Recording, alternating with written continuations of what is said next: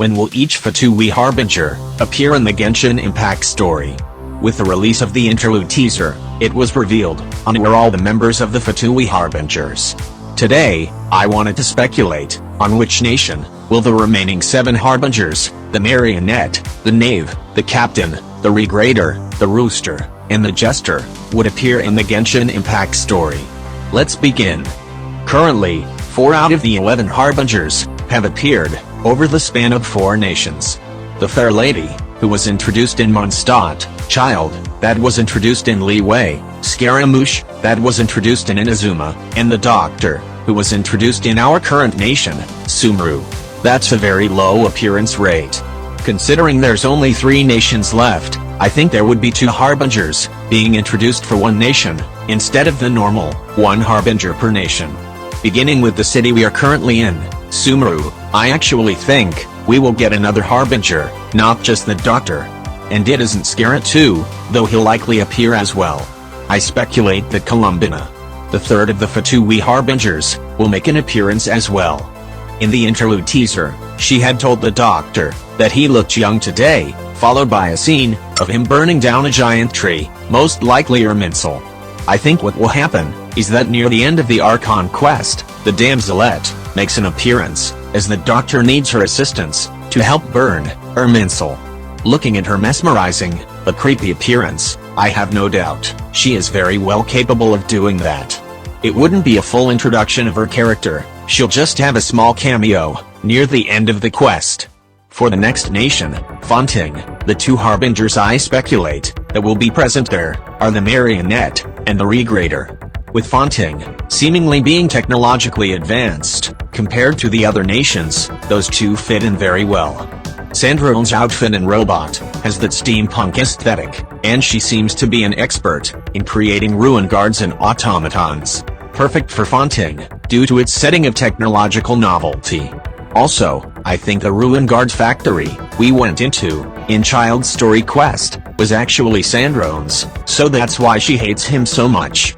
I chose the Regrader too, because he's the wealthiest of all of the Harbingers, and his businessman personality would match in the 5th nation with the technologically advanced, like I previously mentioned. Though I'd still say Liyue matches more, especially since he's secretly Baizu in disguise. Especially since he's already affiliated with the nation. I was initially not going to place him in Fonting, as he seems to not like leaving his nation being called out by the Knave. My idea for their boss fight though was too good to pass up, so I placed him here. Imagine this, when the Traveler arrives, he finds out that he's up against the 2 of them, but he's not worried at all, because their Harbinger rank is not too high. Sandrone and Panelone know this, and realized that their only chance of beating the strong Traveler is if they work together and face him at the same time, so it will be a 2 versus 1. I also like the idea of Sandrone being the puppet, and will do most of the attacking, while the Regrader will be the puppeteer, and control all of her movements. Their strategy of battling also makes more sense, since the Regrader doesn't have a vision to aid him. Having dual battles will be a great way to incorporate the other lower-ranked Harbingers into a boss fight, as there would be no suspense if the Traveler is against the 10th, when he already defeated the 8th, so obviously the Traveler will win. Or, they could just not have every Harbinger have a boss fight that also works, just make sure they don't get turned to ash, please. After the Harbingers of Fonting, let's now move into Natlan. My first pick is Capitano, for some pretty good reasons, and he was definitely the easiest to place into a nation. Biggest reason is that in Varka's letter to the Knights of Favonius, he claims that the captain received orders to go into Natlan, and is currently going there. He must have stayed for a really long time for the Traveler to still have reached him there, but the canon timeline of events are very wacky, so I don't doubt that too much. Another reason is that his build and appearance reminds me of a strong warrior or fighter, and is even mentioned in Varka's letter that he's really tough for a mortal. It's also a common theory that the captain is actually the bloodstained knight. Meeting a very strong fighter in Natlan, where the god of war resides, makes a lot of sense, and would match perfectly. For my next pick, I chose the Knave, purely because she seems quick to action, isn't afraid of confrontations, and seems to be more capable of combat, compared to the other Harbingers, also matching with the nation, where the god of war is its ruler. She also had to be in a nation that was not Shneznaya, because she called out the other Harbingers for not leaving the comforts of their homeland, so it would be hypocritical if we only met her in her homeland. The captain and the knave would be a great contrast to my past picked Harbingers, the marionette and the regrader, where the first pair is more methodical, slow and strategic with every move, while the captain and the knave are dynamic and is very quick to action.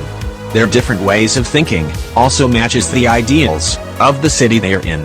Finally, for our last nation, where the Fatui Harbingers and Cryo-Archon reign supreme, it's Shneznaya.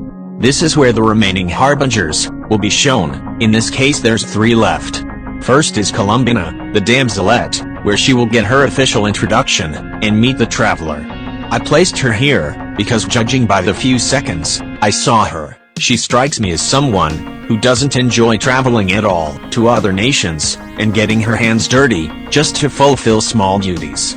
Unless she absolutely needs to be there, like the doctor's situation in Sumru. Second is the rooster, or the name I will not even try to pronounce. I placed him in Shneznaya because in the Tevat chapter trailer, he was shown as the character for Shneznaya, and if the current pattern continues, the character shown will only appear in that nation. Another reason I placed him in Shneznaya because the knave said that he never leaves the comforts of their nation, always having an excuse to stay. I know the same logic applies to the rooster, but my boss battle idea I just couldn't abandon, and it would make more sense for the rooster to stay, story-wise. Since he's very kind to Child's family, I would like to imagine that he will end up being our guide around the snowy nation, and even take care of the traveler and Paimon. Then he ends up having an ulterior motive, making us lose his trust again. And for the last Harbinger shown, it's the Jester. I mean, it would make sense for them to keep the strongest Harbinger hidden until the very end. It would be more suspenseful if the final Harbinger we see was the one who started it all, and not like the 4th-ranked Harbinger or something. I also don't see any reason why he would have any purpose for going to a different nation when he oversees everything and can just assign someone else for the job. I also speculate that the doctor's part in this story wouldn't be done yet, and we would get to see him again in their territory. Actually, I think that would be the case for all of the Harbingers, and they'd finalize their unsolved business with the Traveler.